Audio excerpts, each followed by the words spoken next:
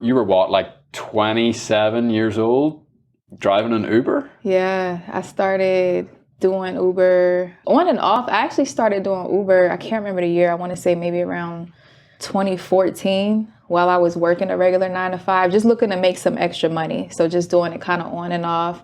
Always had like that entrepreneurship spirit, but just didn't really quite know what was gonna.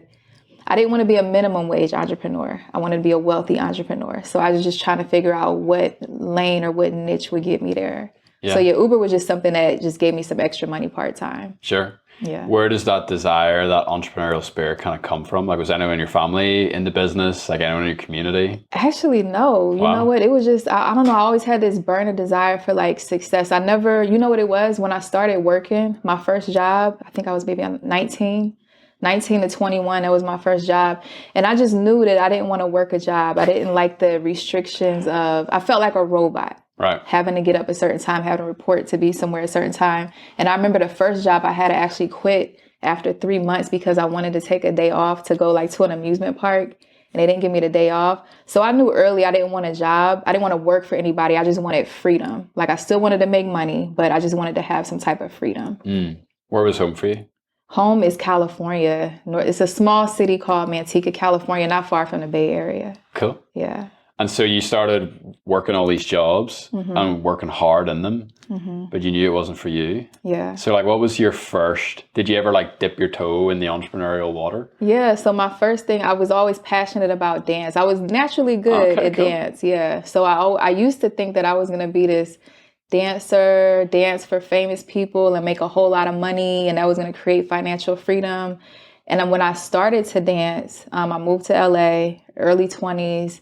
And it was tough. It was competitive. And I realized it wasn't going to be as easy as I thought it would be.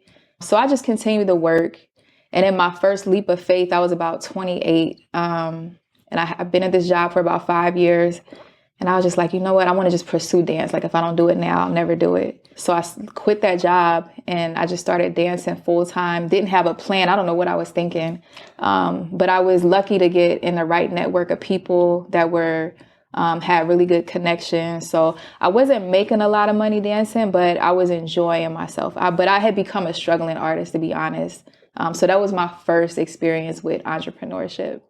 Crazy. Yeah. So you weren't a minimum wage entrepreneur, you were a minimum wage dancer. Exactly. I was a struggling artist. Yes. Yeah. Yeah, and I mean a lot of artists do. Yeah. Like that desire to like creatively express yourself, like it can be hard to make the commerce side to that work at the same time. Yeah. What was it like moving to the big city? It was different because I grew up in it was like a farm town almost. Like it was cows right across the street from my high school. I did have family in LA, so I was kind of familiar with the area. But it was different. It was a culture shock, but I loved it. I was excited just to see like the big buildings and meet new people. In LA, it's like people from all over the world moved there. So it was a big culture shock for me. A lot of different accents. Yeah, exactly. Yeah. Yeah. So why did you go all in on dance? Because it wasn't safe. It didn't make sense. Even you talking about it now, you're like, I don't know why I did that. Yeah. It was a passion. It was just something when I was younger. I remember I used to watch, I don't know if you heard of Usher. Yeah, 100%. Yeah. I used to love Usher, and he was really the one that inspired me to dance. I just remember I used to watch his videos when I got home from school, and I would just kind of see what he did and just copy the videos. So it was just something that I was always really passionate about. Like I'm really into music. So that was the one thing that I enjoyed and that I knew if I pursued it, I could probably turn it into a career. Now, I'll say back then I didn't have the right mindset. Like now I'm saying that when I started to pursue dance, it was tough. Back then, I didn't have the mindset that I have now that you just got to keep going. Right. Back then, it was like, no, this is too hard. I just got to figure out something else. So I feel like if I had pursued it, then I probably could have made, something out of it. Do you think if like somehow you were able to like put Rashida's brain that you have now into younger Rashida when she was dancing, do you think you would have made it? Oh, yeah, for sure. That's super interesting, isn't it? Yeah. I think I still could. I put it on the back burner because I do find passion in what I'm doing now. Yeah. But yeah, definitely. I have the right mindset now, I believe. Yeah, I think we'll talk a lot about mindset as we get into this, because I think that's a huge part of your journey. Yeah. From what I know about you. Mm-hmm. So you do the dancing thing, and like, at what point do you realize like this ain't it? So about 2 years in, I mean, 2 years is like, that's respectable. yeah, I did it for 2 years, just full-time dance. And just looking back, I don't even know how I was paying my bills. Like, but I realized, I think I got into I think I was just turning 30 or close to 30. And I was just like, you know what? I'm struggling. Like, I'm just getting to that point where I don't want to struggle financially anymore. So that's when I started saying, okay, maybe I need to go back and I just needed to figure out something else. I had been, like I said, a struggling artist for 2 years now. When I danced, I was never dancing for mainstream artists. It was like a lot of underground artists. I was going on tours and I was enjoying myself, but I guess the realm that I was in, they were up and coming artists too. So they just didn't have a big budget to pay their dancers. So as passionate as I was about it, and to be honest, I really didn't want to quit. I had just got to a point where I was between a rock and a hard place. Like I said, I don't know how I was even making it financially, but I got to a point where I had pretty much just run out of all of my resources. So I had no choice but to just start over at that point. Yeah. Yeah. And like, as you said earlier, it's like you had that desire to be a wealthy entrepreneur. Mm-hmm.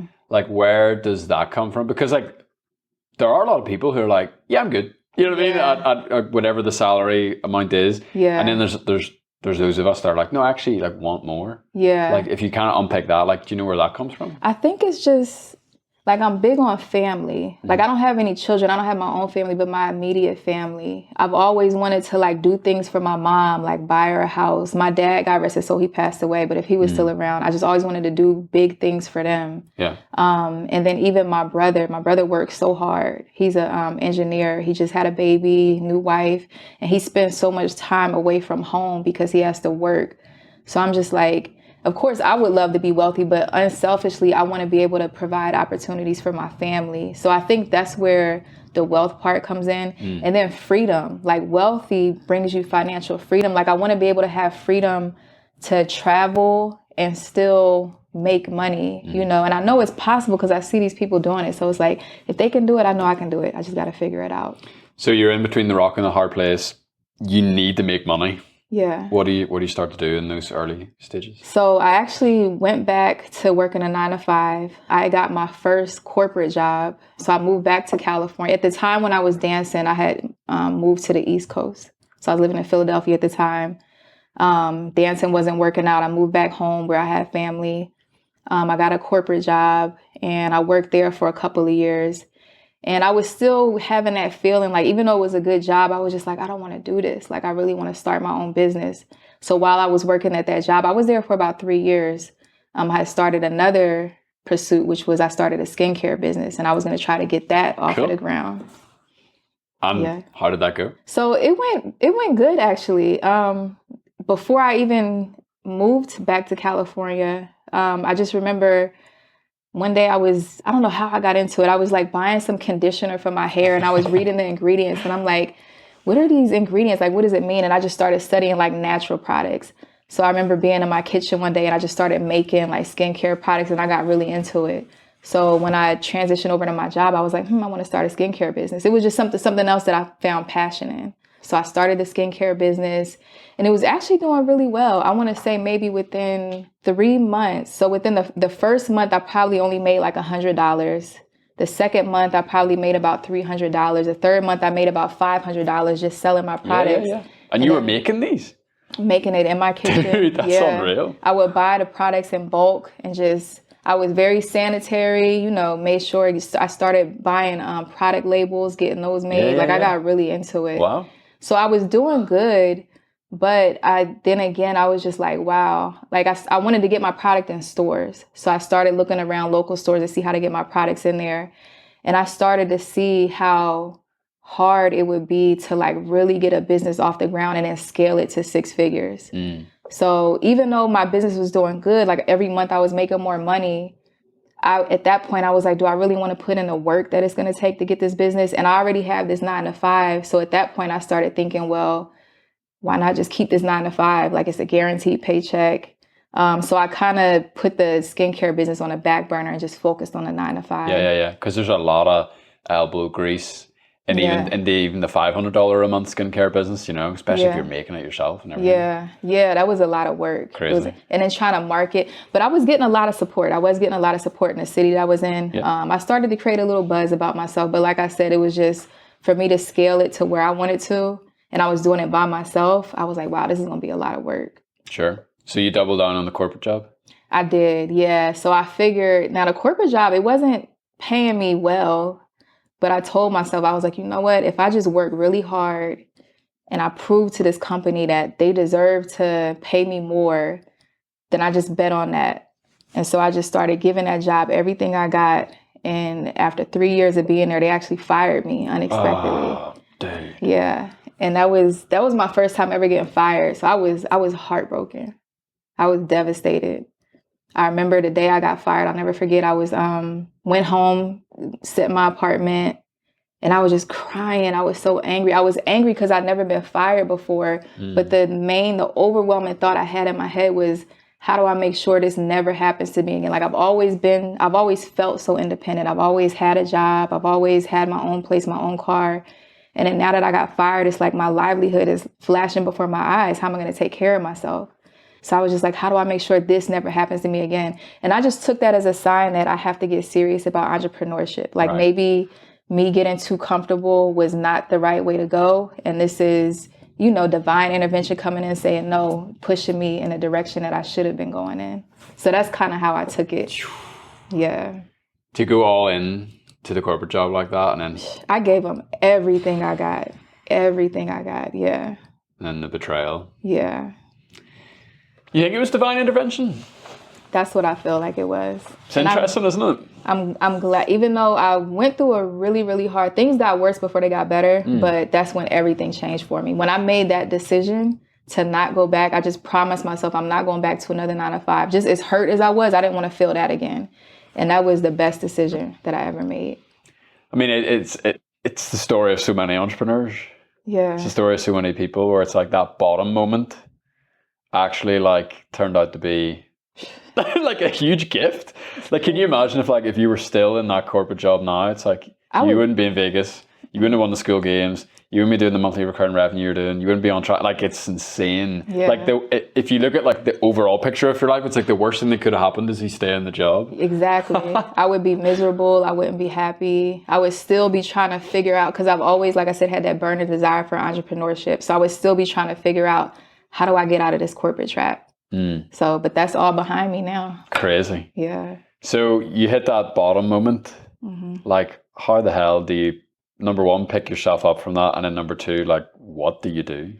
So, what's crazy is, like I said, it got worse before it got better. So I lost the job. I ended up losing my apartment. I lost everything. I was living in California at the time. California is expensive.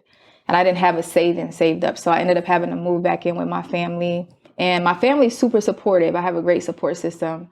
But at the time, it was just like I hit rock bottom. I lost my job. I'll never forget my credit. Never really took credit serious. I didn't know how important credit was until I started needing things. So, but no job, bad credit.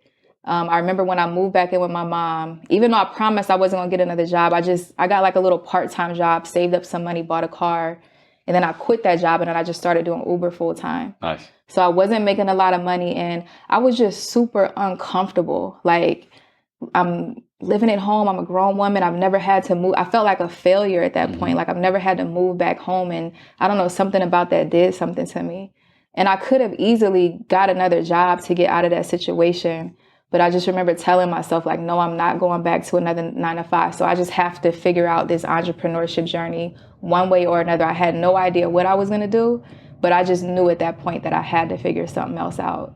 So for a couple of years, it was just Uber, living at home, and just trying a couple of things, just trying to figure out what my next move was going to be. Yeah. I mean, that's a lot of conviction. Yeah. To stay away from the job. Like, particularly, it's like 1 year goes by, 2 years go by. Yeah. But that feeling that I had when I got fired, I never wanted to feel that again. Yeah. So that was enough to keep me from going back. Super interesting. So how did you find the niche you're in today? And how did it all start working for you? And just for people listening who don't know you, like if you could tell us what your niche is as well, that'd be great. Absolutely. So I teach people, my niche is real estate, commercial real estate specifically. And I teach people how to make money in commercial real estate, how to acquire commercial real estate, regardless if they have cash, regardless if they have credit. And it's funny, real estate was never on my radar. Right. So when I moved back home with my mom, I was going to start my skincare business again. But when I was living at home, I remember one of the issues that I had with the business is because I was paying this high rent, it was going to be hard for me to scale. Like you need to invest in a lot in the front when you're just starting a business. So I was like, okay, I'm living with my mom now, but eventually I'm gonna move back out. So how do I eliminate my biggest bill, which is my rent, so that I can invest more money in a skincare business? And that feeling was just like weighing on me. And I started thinking to myself, okay, instead of paying rent, maybe I'll just buy a duplex, move a tenant in there. That'll eliminate my mortgage. And then now I can focus on my skincare business. Nice. So that feeling was just lingering. And then one day I was scrolling on social media and I saw an advertisement for this free webinar. They were saying, hey, we're going to teach you guys how to invest in real estate. Come join this webinar. So I just hopped on. I just hopped on the webinar, and that was my introduction to real estate. I have never studied it before, never even thought about working in real estate. And I just got so much value out of that webinar. At the end of the webinar, they upsold you to a mentorship, a high ticket mentorship. And I remember I joined the mentorship. I was a little bit hesitant because just going through everything that I went through before, just hitting rock bottom, I was just thinking like I could do so many other things with this money. But something in my gut was telling me to join this mentorship. So I was like, you know what, before I talk myself out of it, I'm going to just go with my instincts and I'm going to join. Crazy. And that's where it all happened. How much, do you remember how much it was? It wasn't that bad looking back now. I think it was like around 2,500. Yeah, but looking back now, it's like at the time, that's crazy. At the time, for me, that was a lot because I had never invested that much in a mentorship, and then I was just taking a chance. But that was my first, somewhat, I don't know if I call it a high ticket mentorship now, but it was for you though? For me, it was. Oh yeah. Yeah, for me, it was. How much were you making a month at that stage, roughly? So I was still doing Uber. I was probably making about maybe $1,500 to $2,000 per month doing Uber. Now so that was a massive. I just want to emphasize like how big a commitment that was. Yeah. And it was a gut level instinctual thing for you. It was. Again, that's so interesting to me. Yeah. Wow. Yeah, because I realized that I started talking myself out of it, but I don't ever want to ignore that. When you get that feeling that's so strong, I was like, let me just go with it and just see what happens. So you hop in to the community, like, you know, there's probably like buyer's remorse, as there always is for us, but like, what was your experience like? So after I joined, the first couple of days, I had regretted it. I instantly regretted it because I had no idea what I got myself into. So I joined this mentorship thinking that, you know, I'll just learn how to buy one little investment property. I'll cut out the middleman and learn myself. But when I joined the mentorship, they were teaching you how to build a 6-figure real estate business. So they're teaching you you have to invest in systems, you have to network with buyers, you have to write up contracts, you have to learn about marketing and sales. And I'm like, whoa, I didn't know this is what I signed up for. So the first couple of days I regretted it, but I was just like, you know what?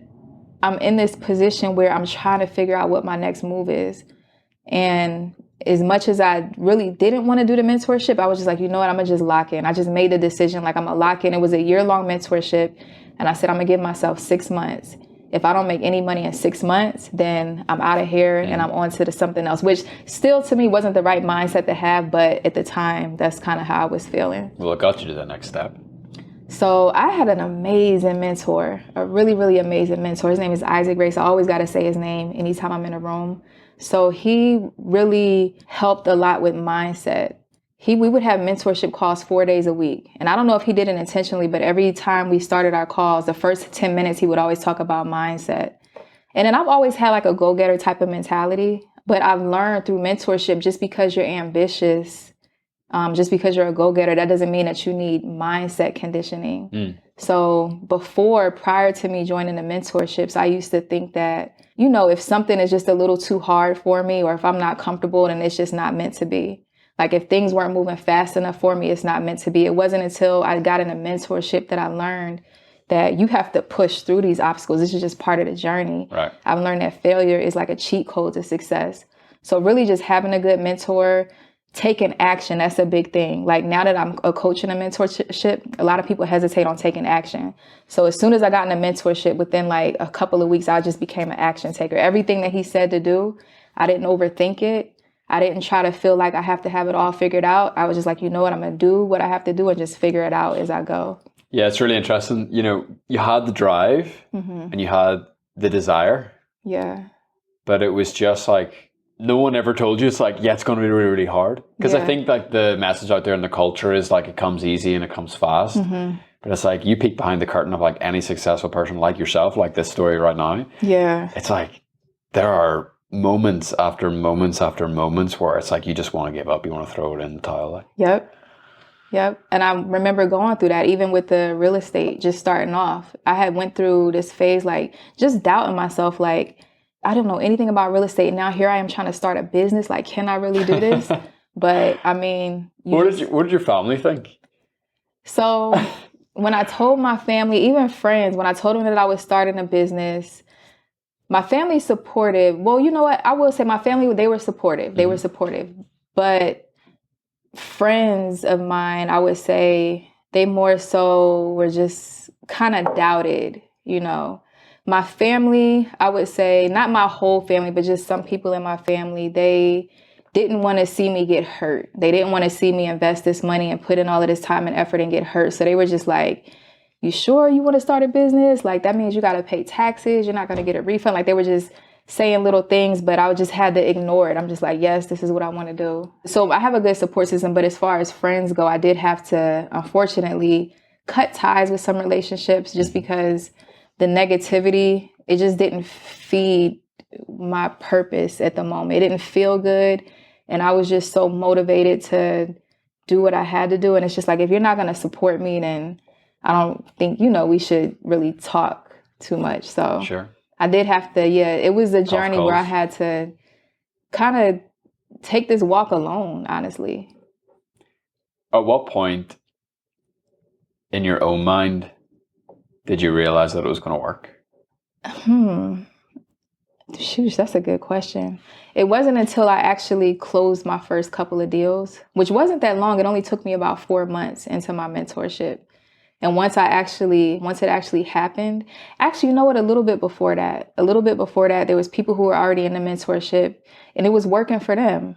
So I was just like, I'm no different than them. Like, if it's working for them, it'll work for me. I just have to keep going. I think being in that mentorship, I started to realize that you can't just quit when things get tough. Like, I had got tired of quitting on myself. That's what it was. I had quit with the dance. I had quit with the skincare business. Here I am going through entrepreneurship now with real estate. It's the same cycle, but I just didn't want to quit on myself. And I think I heard my mentor mention that, like, he got tired of quitting on himself. And when he said it, it resonated with me. So that's when I just made that decision. I'm not going to quit.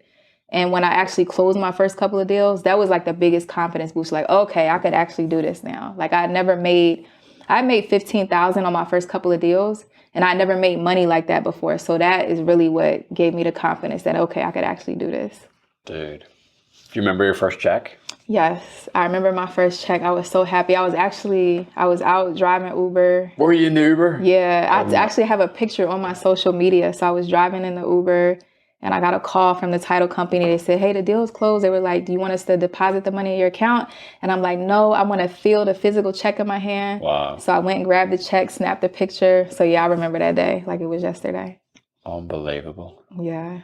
And so you start to experience a lot of success in real estate. I'm sure there's highs and there's lows of any entrepreneurial journey. Yeah, a lot of highs, a lot of lows. So once I closed those first couple of deals, I was living in Arizona at the time. What year was this roughly? This was 2020. Okay, so right during the pandemic. Yep, this is in the pandemic. And once I realized that this is something I was going to do, I said, okay, I need to relocate somewhere where I want to really pursue real estate. So I took some time and I moved to Florida, where I'm at now. I just studied a couple of different real estate markets. Again, just going with my gut instinct. Don't know much about Florida, but I studied a few areas and something in my gut was telling me the Tampa area, which I'm glad I went to. For the first getting started, it wasn't consistent. I was closing deals.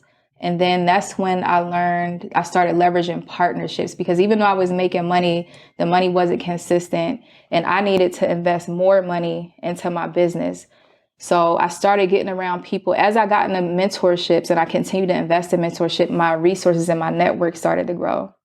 So now I'm around people who have gotten business funding and they want to get in real estate, but they're struggling. So it's like now I see ways where I could partner with other people where they have strengths where I'm weak at, I have strengths where they're weak at. And then that's when I started leveraging partnerships.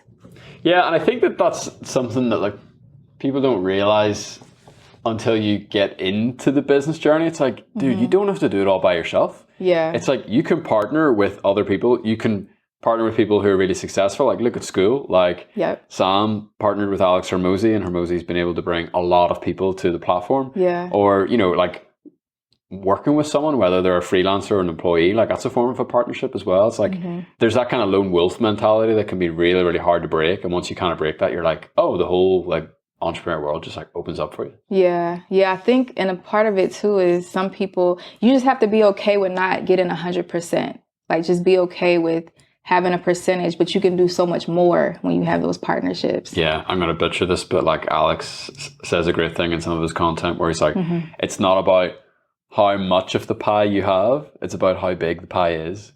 And if you can partner with someone and like make the pie like 1,000 times bigger than you could ever make it yourself. That's good. Then like, who cares what really how big the slice is? Do you know what I mean? That's good. Powerful. Like that. So how did you find out about Skool? So I found out about Skool. So I've continued to invest in mentorship. One of my mentors, he started his Skool Community. I had never heard of it before. And I just got this email notification say, hey, join my community. So I joined the community and I was just navigating through the Skool platform and it was just really user friendly. And at the time, so I had already been coaching and I was to the point where I wanted to start building my own community. But I really didn't want to do the Facebook thing. Some people build on Discord. So I saw one of my mentors, his Skool Community. And that's how I kind of got introduced to it, just kind of seeing what he was doing. Crazy. Yeah. So you already were coaching people, you had a desire to start a community, and then as it often happens, just magically out of nowhere, the solution presents itself to you. So what happened was I was on a meeting with one of my mentors, and there's a few of us coaches in this one mentorship, right? And I was the only one that didn't have a community. So I remember him saying, he was like, listen, don't come on this next meeting unless you have a community. So I was like, all right, I got to start one. And I had already, the mentorship group that I'm in, a couple of mentorships, I coach people how to find real estate, how to evaluate the deals. But I was only doing classes here and there. So I just saw a gap. Like I need to be able to coach people more consistently. So that's why I had this idea, like, how can I coach people? And I'm really passionate about getting people to make money in real estate. Like I want to help people get the information that I have. So I was like, I want to teach people more consistently, maybe do like some weekly classes. And then that's why I was like, well, the Skool Community, even though my membership, I didn't have to pay for it. I was like, and I need to create another stream of income for myself. I was like, maybe I could use the Skool platform. It just seemed better than trying to use Facebook. I just liked how that platform was laid out. So that's where the idea came from. Just saying that I wanted to start a community where I could teach people more consistently how to evaluate some deals. And I was nervous about starting it, but I just knew I had to start and then I'll just figure out the rest as I go. So you're successful in real estate. That's going really well. You start to coach people. And now like you won the Skool Games. So like you grew your monthly recurring revenue to like, what was it in like a 30-day period? I think we're at about 20,000 per month. That was a couple of weeks ago. We're growing right now. Sure. Yeah. So you're able to like all of a sudden just like explode this extra arm and leg of your business in such a short space of time. Yes. Like, where do you see the future going? Like, because there's got to be huge potential for this thing that's just kind of like come out of nowhere in your life that's now doing 20K a month. Yeah. So I got inspired from my business partner. I want to say my business partner, I can't leave him out. He's a huge reason of why the community is so successful. I always got to mention him, Ramel, because he's behind the marketing, right? So even though I had the idea to start the Skool Community, it was going to be hard for me to get the community growing on my own. Partnerships? Yeah, so leveraging partnerships. So he saw what I had already started laying a foundation for the community. I hadn't invited anybody in yet. He kind of saw what I was doing. He was like, hey, I think I'm going to start a community as well. He said, if you're going to do weekly classes, I'll just bring you in mine. And, there'll be some pay involved. And I'm like, no, let's do this together. Like, you have the following, you have the resources. Let's just create a partnership. And that's what we worked out. So he's a big reason of why we have the success that we do. Yeah, but that's an amazing message for anyone who listens to this, because you're an expert in your niche. You've done the hard yards. You've gone through that entrepreneurial journey, the highs, the lows. You've got the gold. Yeah. You've got the lessons. Yeah. And why would you not partner with someone to make it bigger? Yeah. Like we were saying, like make the pie bigger. Exactly. That's what I would love for other entrepreneurs who are thinking about starting like a school community. If you don't have the big following and you don't have a lot of money or resources to put in ads, if you have a skill that somebody will pay for, then just partner with somebody else. You bring value to each other. So yeah, partnerships. That's big on partnerships. So like going forward for the future of your business, because so many of the community owners we talk to, they have like the two strands of their business. They're still like in the trenches doing the thing, right? So in your case, it's real estate. Yeah. And then they also have the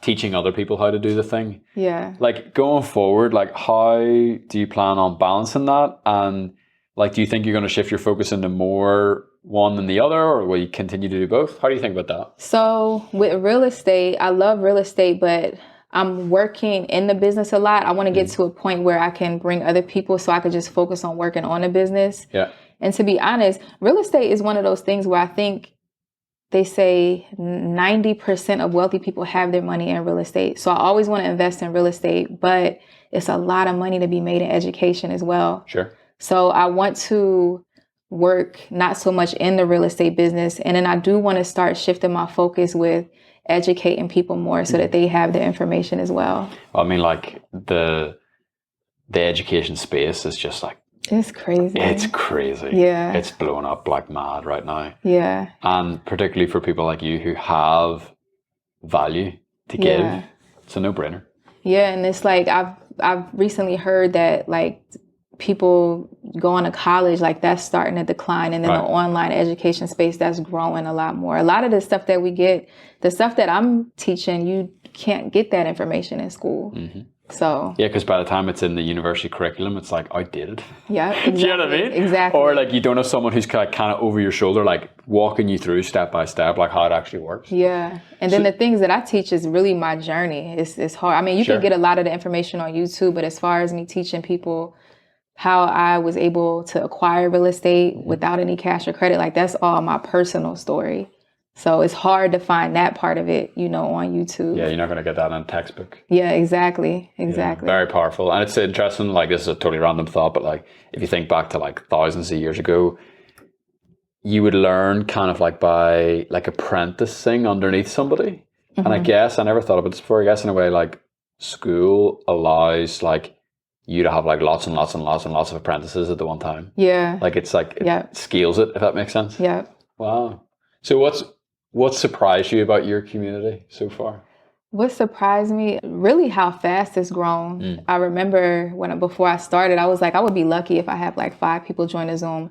And it's been like 50, 60, 70, the upwards of 70 people plus. What I also like is that we bring in other resources. So I teach real estate, but then we have a wide range of classes. So we have another coach. I teach real estate once a week. We have another coach. She teaches how to make money in digital products. We have another coach that teaches about credit repair. So we like have classes 5 days a week. So I just like how I was able, my mentor, I'll say, he was able to bring in his resources so that now we could market to not just one group of people who are interested in real estate, but just a wider range of people. Partnerships. That's it. The power, it's all about partnerships. Yeah. So cool. Yeah. Well, like genuinely, like we're beyond delighted for you. Like, congrats once again on winning the games. Like, what are you looking forward to about the one day with Hormozy tomorrow? Oh my gosh, I'm looking forward to meeting him in person. I was watching this YouTube video where he said that he made $100 million, and I was like, wow. I just want to learn, like, I'm excited to get the information that he's going to give to us. First of all, this is my first mastermind, so I really don't know what to expect. I was talking to my mentor, like, what exactly happens in a mastermind? And he says, they're just going to share different ideas of how they were able to make millions. So I'm looking forward to getting the information and just bringing it back to the team. Yeah, I think for anyone who's watching this from the Skool Community and has watched the previous one-day masterminds, it's really interesting because it's actually just all about you. Okay. So like, there's no agenda. And it just starts with like a blank piece of paper.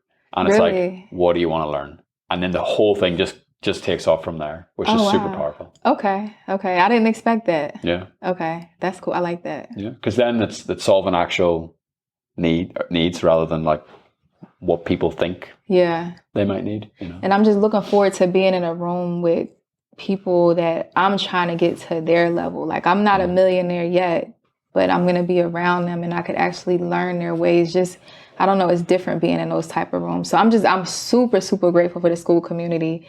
Cause I got my first mastermind because of it. Yeah. So class. Yeah. And I know that you have a dream goal of not just being a millionaire, but you want to do $1 million a month. Yeah. So like, break down for us, like, what it would actually take for you to get there.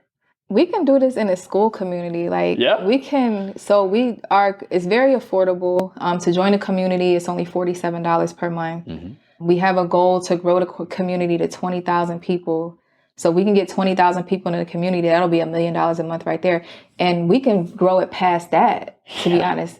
We were just talking about that before we hopped on here. So we can definitely grow it past that. But yeah, I can see that just from this alone. Crazy. Just that one stream of income would give me $1 million a month. And you imagine like a massive real estate deal that you could pull off. Yeah. And all the work that you put into that. Yeah. And then once you do it once, it's gone. Yeah. Whereas like the beauty of this is like every single month, monthly recurring revenue. Yeah. And if you keep stewarding your community well, it's like then it just gets more and more valuable and more like big every single month. Yeah, we want it to be like a university, so we want it to be like real curriculum. We give homework assignments and everything. So awesome. Yeah. Final question, Rashida. If you could go back in time to, I'm going to say, let's go where we started, a 27-year-old version of yourself, and you had like a couple of minutes of her time, what sort of things would you say to her? I would say first thing is failure is the cheat code to success. So don't be afraid to fail. If you face obstacles, just know that that's a part of the journey. You just have to learn how to maneuver around those obstacles. Yeah. Awesome. Well, it was awesome to spend the time with you and hear your story. Really loved it. Yeah, genuinely. Thanks a lot. Appreciate it.